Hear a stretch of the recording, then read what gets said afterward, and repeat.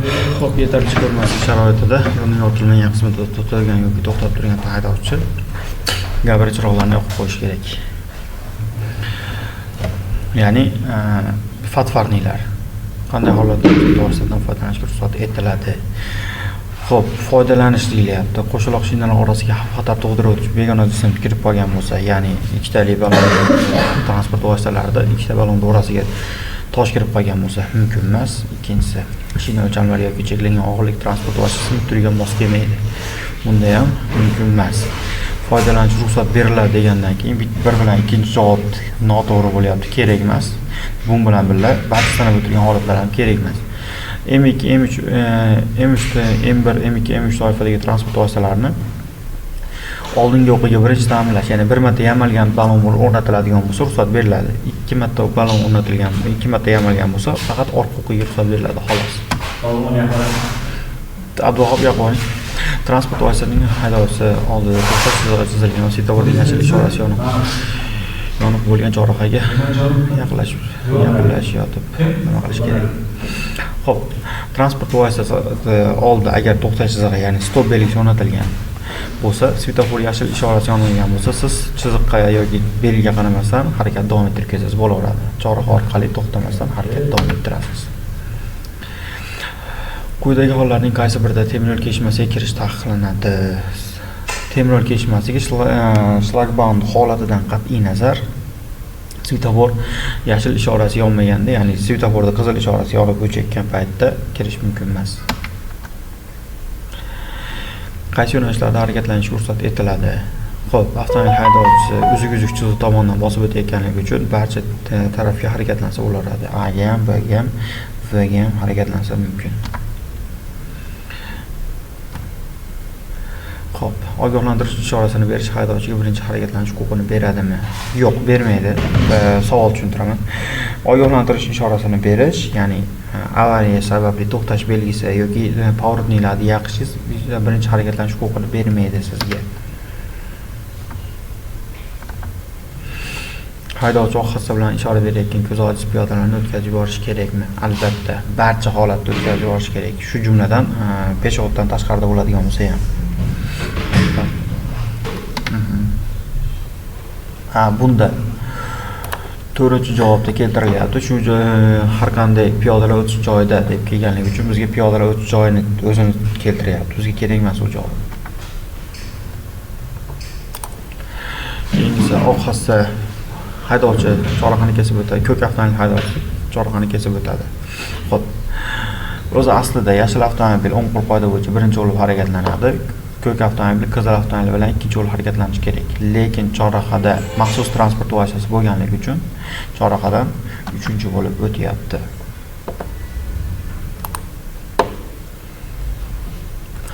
Qaysi transport vositasi haydovchi yo'l berish kerak? Svetoforda asosiy seksiyasidan kelayotgan mototsikl haydovchi ustunlikka ega. Shuning uchun avtomobil haydovchi yo'l beradi. Suratlarning qaysi birida quvib o'tish ko'rsatilgan? Xo'p, quvib o'tish deb turib faqat qarama-qarshi tomonga chiqish nazarda tutiladi. Shuning uchun quvib o'tish faqat A tomonda ko'rsatilyapti. A rasmda ko'rsatilyapti.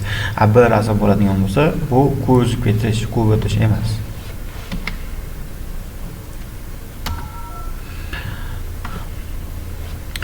Qaysi yo'naltirishlar bo'ylab harakatlanishga ruxsat etiladi?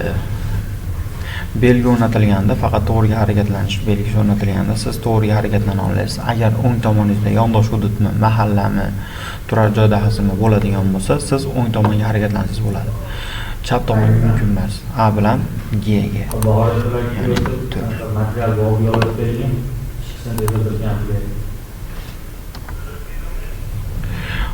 Qizil avtomobil haydovchisi yaltaydi chiroq moyoqchalik va tovushli ishorasi yoqilgan transport vositasiga yaqinlashib kelayotganda nima qilish kerak? Xo'p, qizil avtomobil haydovchisi orqasidan kelayotgan qizil avtomobil, ya'ni maxsus transport vositasiga yo'l berishi kerak.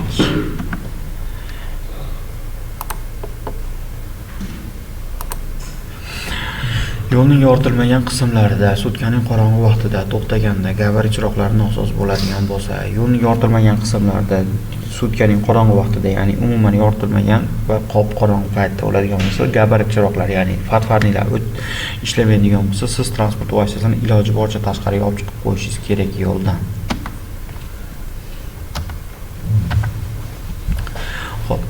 chorrahadan birinchi bo'lib o'tadi. Asosiy yo'ldan kelayotganligi uchun bizga chorrahadan birinchi bo'lib so'raganligi uchun ikkinchi darajali yo'ldagi sariq bilan yashil avtomobil umuman kerak emas. Asosiy yo'ldan harakatlanayotgan qizil avtomobil o'ngga burilyapti ekan, ko'k avtomobil chapga burilyapti ekan. Chapga burilayotganga nisbatan o'ngga burilayotgan transport vositasi birinchi bo'lib harakatlanadi.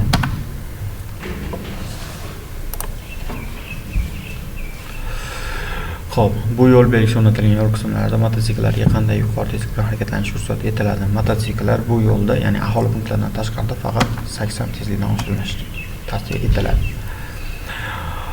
Xo'p, transport vositalaridan qanday shartlarda foydalanish ruxsat etiladi? Yana foydalanish ruxsat etiladi deb so'rayapti. Shinalarning ayrim joylarida kurt ko'rinib qolgan bo'lsa, ya'ni shinalarda ayrim joylarida yirtilib simlari chiqib qolgan bo'lsa deb so'rayapti. Yo'q, mumkin emas bunda. Ikkinchisi, M1 toifadagi avtotransport vositalarining oldingi o'qiga ikkinchi klassdagi ta'minlangan shinalar o'rnatilgan bo'lsa. Ikkinchi va uchinchi savolda keldi xuddi shu narsa. M1 toifadagi transport vositalarida faqat oldingi o'qiga bir marta yamalgan shina mumkin xolos, ikkinchi marta mumkin emas. Uchinchisida N2, N3 toifadagi transport vositalarining shina protektori eng kami 1 mm ga ruxsat beriladi. Bunda 1.6 deb ko'rsatyapti. Shuning uchun yana sizda 0.6 mm bor degani. Chorrahadan birinchi bo'lib o'tadi. Hech qanaqa svetofor ham belgilangan yo'qligi uchun chorrahadan o'ng qo'l qoida bo'yicha yashil avtomobil birinchi o'tadi. Ikkinchi bo'lib ko'k bilan qizil, uchinchi bo'lib sariq avtomobil o'tyapti. Birinchi bo'lib so'ralganligi belgilangan. Xo'p, chorrahadan oxirgi bo'lib o'tadi. O'ng qo'l qoida bu yerda ham hech qanaqa belgi yo'q ekan. O'ng qo'l qoida bo'yicha yashil 1, ko'k 2 va qizil avtomobil uchinchi bo'lib oxirgi bo'lib o'tyapti. Qaysi javobda chorrahadan o'tish tartibi to'g'ri ko'rsatilgan? Xo'p, yana xuddi shunaqa holat, svetofor yo'q, belgi yo'q, o'ng qo'l qoida bo'yicha birinchi bu, ikkinchi bu, uchinchi bu. Ya'ni o'tish tartibi so'ralganligi uchun biz uchalasini belgilaymiz. Ya'ni birinchi svetofor, birinchi velosiped, ikkinchi avtobus va uchinchi bo'lib yengil avtomobil. Sekinlash bo'lagi bo'lgan yo'lda qaysi transport vositasining haydovchisi burilish qoidasini buzyapti? Agar sekinlash bo'lagi bo'ladigan bo'lsa, siz albatta sekinlash bo'lagi qayta tizilib olib turib, keyin shu yerdan burilishga ruxsat beriladi.